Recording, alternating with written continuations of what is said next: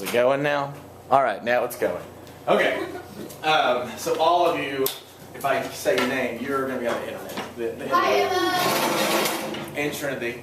I'm Trinity. Okay. This is the era where we start talking about the pendulum swinging to the left and to the right. And what I mean by that is during the era of the Gilded Age, how much government involvement was there in the economy? At the beginning of it? None. Very, very little, right? And as we start moving, we get Interstate Commerce Act, the Sherman Antitrust Act, but those are pretty much ignored by big business anyway, especially the Sherman Antitrust Act. As they should. The Progressive era is going to be essentially defined in a couple ways. First of all, the Progressive era is an urban movement. The Populist era was not. Where was the Populist era focused? Rural areas. On farms, on rural areas.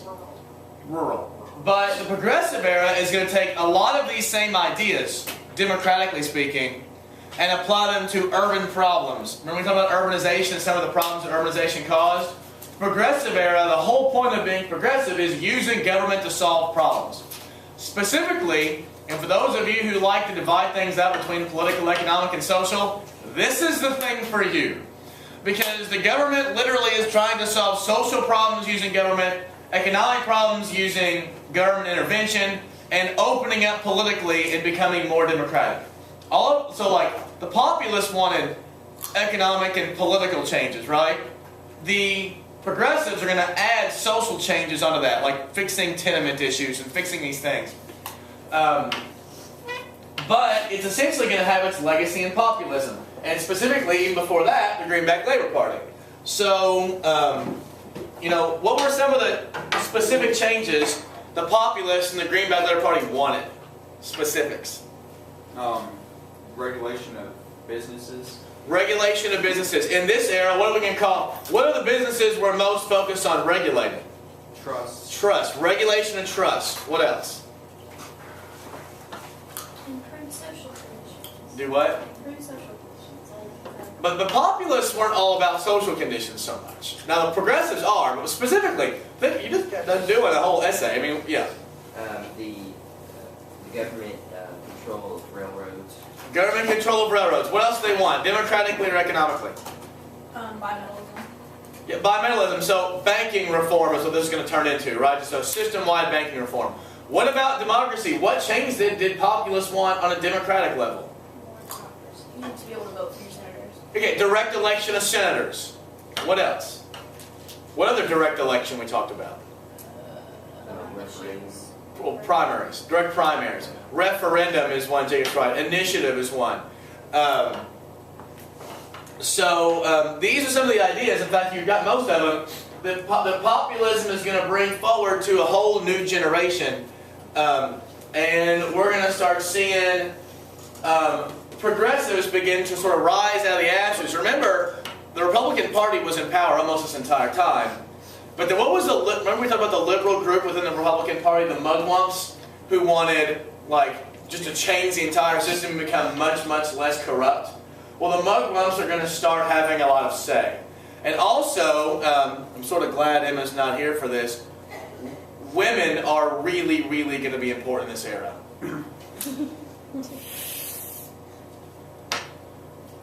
One reason Andrew White becomes a total failure because of his devotion to women. Women and the Protestant church are going to be very, very important.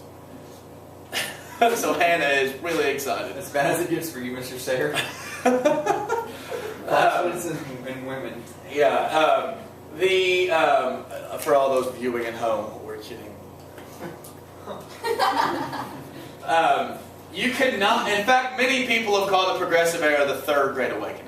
And if you'll remember, the Second Great Awakening had lots of active women, right? The first women's movements coming out, that was Seneca Falls. This is oftentimes called the Third Great Awakening. In fact, some essays you'll see this be compared with the Second Great Awakening, because a lot of the issues that we're going to see in the Great Awakening, second one, like education reform, prison reform, women's rights, stuff like that, will finally be dealt with here. So the progressives tend to be much more focused on using government rather than using previous forms of like social change. and they tend to be middle and upper class people, specifically middle class and educated. The people who are changing, who are they helping? They're not helping themselves. Who are they helping? They're helping the poor, working class, oftentimes immigrants. But the people who are doing the change, it's not like a grassroots bottom up. It's basically a middle class, educated, oftentimes women pushing for these changes. And we're going to start seeing a whole bunch of different ones. But the issues of reform are gigantic. And almost all of them are at least successful in some regard or sort of successful. So here's the big litany of actual changes they want. Number one, they want to break up the trusts. And a lot of this is going to happen under Roosevelt. You're going to hear about the first real progressive, uber influential president since Lincoln. Trust busting. He was a trust buster. So breaking up trust, killing political machines. What political... I know. What political party is going to be upset with this? The Republicans. The Democrats. The Democrats. Democrats are the political machines. Republicans are they pay off your senator types, right? Although we're also going to try to fix that. God help us. Both political parties are like, no. I know, Hannah's so sad. You can't pay off congressmen anymore. All of my seriously, right some people were really upset about this, I'm sure. Oh, absolutely. In fact, this is one of the reasons it was so hard, because the people who had all the power were the ones who wanted the least change. In fact, some people, including Howard Zinn, would make the argument, and there's some argument to be made, that most of these progressive changes were just enough allowed by the wealthy so people on the bottom didn't revolt. Because a big purpose of this was to not allow socialism to creep in. Now, more government involvement, what is that? Socialism. That's some socialism. But what they're worried about is a total government takeover. In fact, a lot of the progressive laws that we think were so wonderful, in the end, to be fair, were actually written by corporations. And the laws were held to be written by corporations because they didn't want massive change. They wanted what we call controlled change, right? Sort of like when you're getting older, your parents are like, all right, I'll let you go out, comma, but, and they give you the new caveat of your new lifestyle, right? They're still going to control you. I do whatever I want. Right.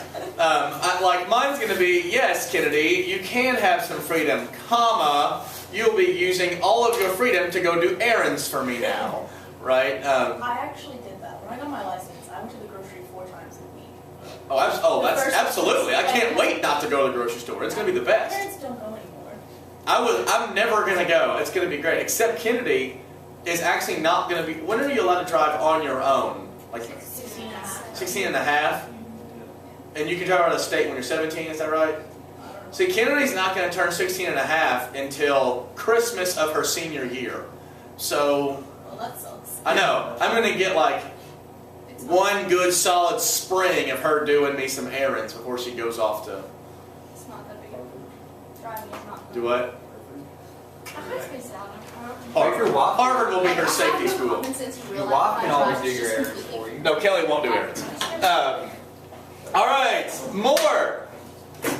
Change squalid living conditions inside of urban ghettos. Remember we talked about the urban areas where there was like Little Italy, the Irish section, and Chinatown, and there were some pretty squalid living conditions. Going in and actually fixing those. And again, who was actually fixing it? Corporations.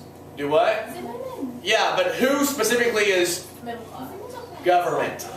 Progressives are using more government. In fact, when you listen to President Obama, people call him a progressive sometimes, or overly progressive. Sometimes when he's trying to address more liberal people in Congress, he'll say, my progressive friends. What that means is people who want to use more government to fix problems. Right? And more government usually means higher taxes and more government spending. The more liberal you get, the more progressive you get. Right? In terms of government spending. That doesn't include like social issues. Like there are plenty of people who don't like government spending who are okay with gay marriage. Like the Tea Party, like libertarians. Libertarians are no government spending, keep taxes low, I don't care who you marry, I don't care who you abort, I don't care any of it, just leave me alone. And that's like what Ron Paul is. Not Rand Paul, but Ron Paul is a libertarian. It's actually the most consistent policy of any of them. Another one, they want to end child labor. Children want to work 60 and 70 hours a week, and these progressives want to take that opportunity away from them. How poor. Did you ever see Zoolander? Yes. These kids want to work, and the government won't let them. Consumer protection. We're going to, part of that, you guys have just got done reading a book. Do you think consumers needed to be protected for certain parts of what you read in the jungle? No. The answer is no. You will have hot dogs with rat feces in it, and you'll like it. Another one was, prepare yourselves, Andrew, Women's rights? worse, suffrage. Oh, Women's I suffrage. thought you were going to prohibition. Never mind. That's next. just makes you want to scrimp into it. Again, then they're also pushing these women, Protestant women, hating on my family, pushing for, I can't say it. The troubles of your great I've already, not suffrage, prohibition. Oh, see, Mr. Sarah, I love prohibition so much that when I was doing my outline this weekend, I got my French dictionary and I looked it up.